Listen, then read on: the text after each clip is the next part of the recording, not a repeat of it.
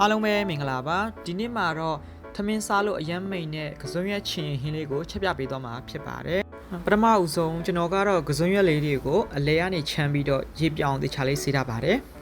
ပြီးရင်ကြက်သွန်ညီတစ်လုံးနဲ့ကြက်သွန်ပြူ3မွှလောက်ကိုရောပြီးထောင်းထားပါတယ်အချင်အတွက်ကတော့ခဲညင်သီးစားမကြီးအနှစ်ထည့်ဖို့အတွက်မကြီးသီးအနှဲငယ်ရေးစိမ့်ထားပေးပါတယ်ငရုတ်သီးစိမ့်3-4တောင်းလောက်ကိုလည်းအလဲကနေခွဲထားပေးပါတယ်အကောင်လုံးပြင်ပြီးသွားပြီဆိုရင်တော့စချက်ပါတော့မယ်ပထမဦးဆုံးအိုးတဲကိုစီအနှဲငယ်ထည့်လိုက်ပါမယ်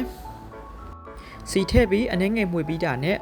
ပထမဦးဆုံးထောင်းထားတဲ့ကြက်သွန်နီးကြက်သွန်ဖြူတွေကိုထည့်ပေးပါမယ်ကြက်သွန်တွေကိုစီနဲ့သေချာလေးစပြီးကြော်ပေးပါမယ်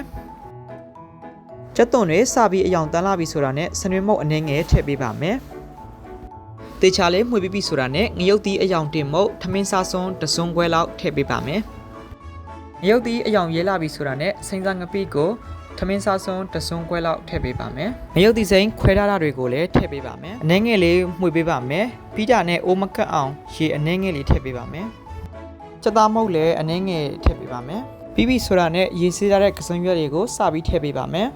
ကစွန်းရွက်ထည့်ပြီးပြီဆိုတာနဲ့အနှဲငယ်လေးကြော်ပေးပါမယ်ပြီးတာနဲ့ကစွန်းရွက်ကိုရေမြုပ်အောင်ထည့်ပေးပါမယ်ရေကတော့ကိုယ်စိတ်ကြိုက်ဟင်းရည်အနည်းများပေါ်မူတည်ပြီးထည့်ပေးနိုင်ပါတယ်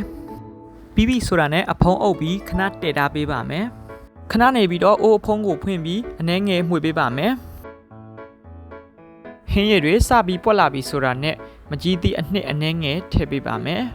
ကျွန်တော်ကတော့ရှမ်းနံကြိုက်တဲ့အတွက်ရှမ်းနံအနည်းငယ်လောက်ကိုထည့်ပြီးချက်ပေးပါတယ်ပြီးတာနဲ့အားလုံးကိုမှွေပြီးတော့ပြန်တည်ထားပေးပါမယ်ခဏကြာတဲ့အခါမှာတော့ကစွန်းရွက်လေးတွေလည်းပျော့လာပါပြီဟင်းရည်ကိုမြည်ကြည့်တဲ့အခါမှာနည်းနည်းလေးပေါ့နေသေးတာနဲ့ငပြရဲ့အနှဲငယ်ထည့်ပေးပါတယ်အခုဆိုမြည်ကြည့်တဲ့အခါမှာအရသာကလည်းအနေတော့ကွက်တိလောက်ဖြစ်ပါပြီဒီလိုနဲ့နောက်ဆုံးမှာတော့အရသာကောင်းပြီးထမင်းစားလို့မိန်တဲ့ကစွန်းရွက်ချင်ဟင်းလေးရလာပါပြီအားလုံးပဲစားကြပါအောင်ခင်ဗျာ